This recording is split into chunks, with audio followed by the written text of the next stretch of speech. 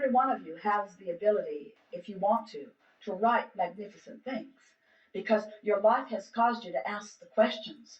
Your life has it all queued up for you, and if you could just get into the receptive mode, let it come for your pleasure at first.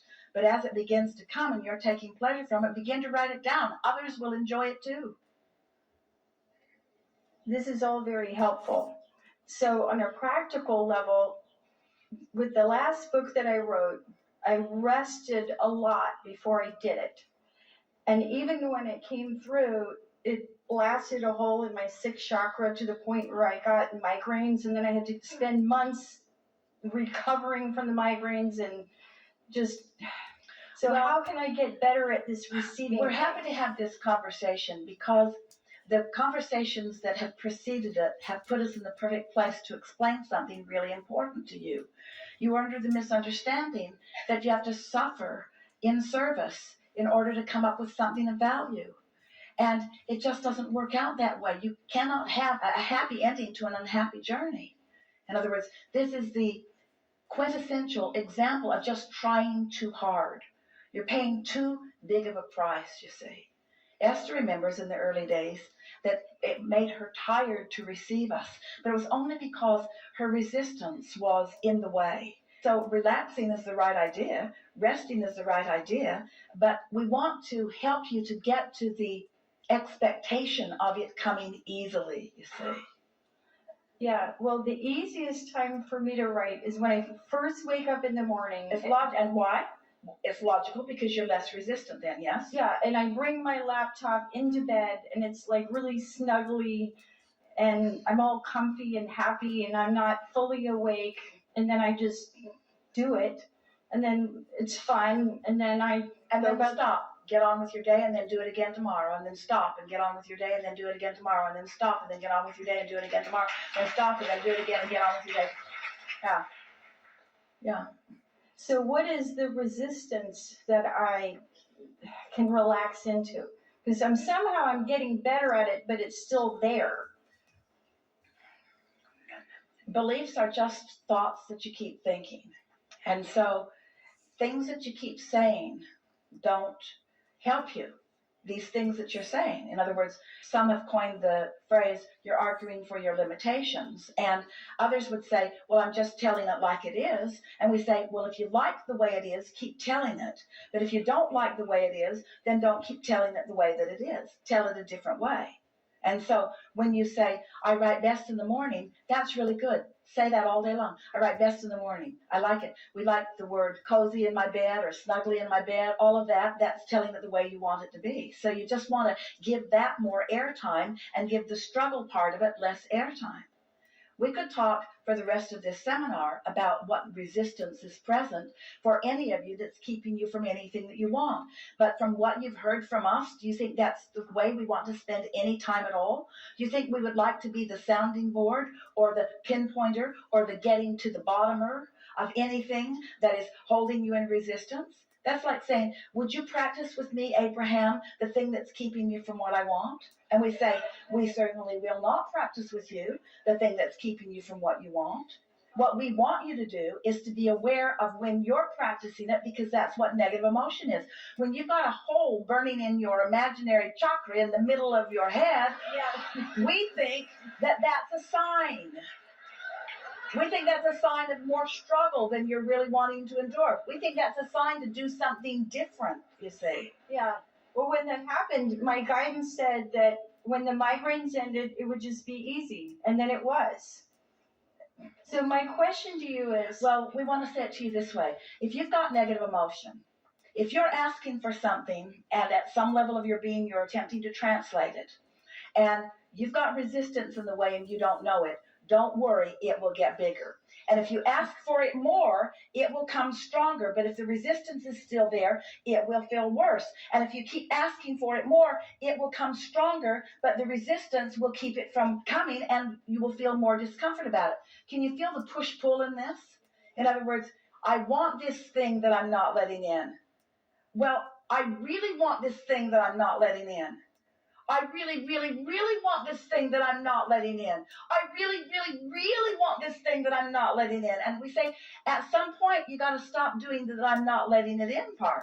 Yeah. And you're not usually doing that all at once. You're doing it in conversations like this. So many of you, we love you so much, think that others are interested in you. And so you spend a lot of time explaining to them why you feel the way you feel. And it would really be a good idea if you would stop that, because they don't care. And it's causing you to practice vibrations that are preventing you from letting in what you're asking for. When you really, really, really, really, really want something like you do, but you've got habits of thought that don't let it in, then you can push through, you can tough it out, but it's not fun and it doesn't turn out the way it could, you see. So if it's not feeling good, don't do it right now. Don't do it. Do something else. Yeah, that's what I did. And it's good because when I don't write, I knit, and when I don't knit, I make jewelry, and I just go between whatever feels fun. And when something stops feeling fun, then I go to the other thing. Well, we'd like to believe you. So my But question, everything that you said to us before that makes us not believe you. so what did you do to make it easier to channel? How did you get that process easier? That's a really well-timed question, and we would say to you an inspired question that you let in this moment. And the most significant thing, this is something for you to take in no matter what it is that you're wanting. Esther had been encouraged to quiet her mind. When your mind wanders, and it will, just release the thought and focus on your breathing. That was what her intention was. It was never Esther's intention to be doing this. It was her intention to live happily ever after. Her question was, how can we achieve our goals? And the answer was, meditate. In other words, the answer went right to what is the tool that is most likely to put you in the receiving mode.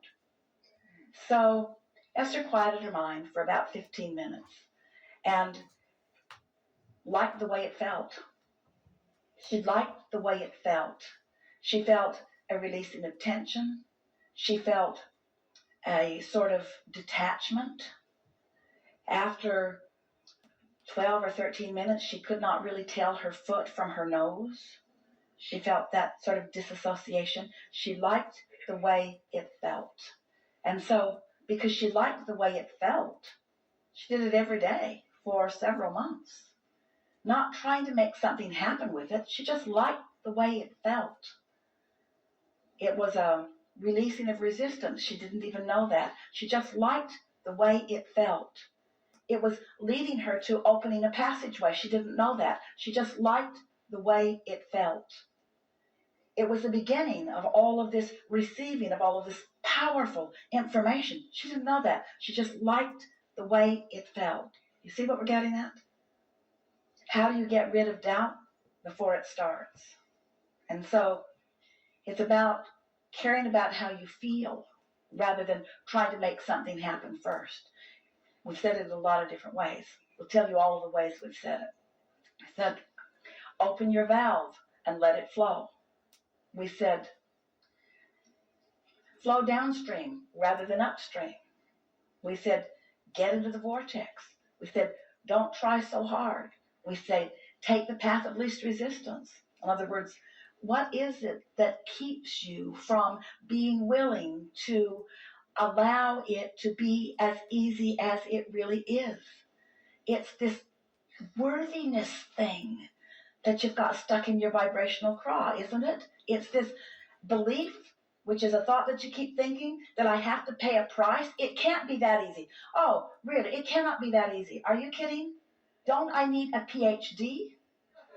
Don't I need to struggle more? Don't I need to pay a greater price? No, just quiet your mind.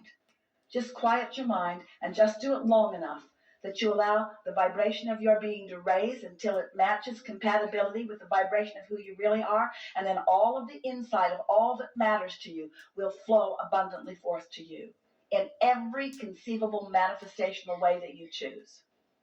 You see? And so for you, it'd be meditation, and yet for somebody else, it would be doing whatever they do that just puts them into this The state of reason that joy. meditation is good for everyone is because when you quiet your mind, you stop thought. And when you stop thought, you stop resistance. And when you stop resistance, your vibration raises. And when your vibration raises, you're compatible, and then you can receive.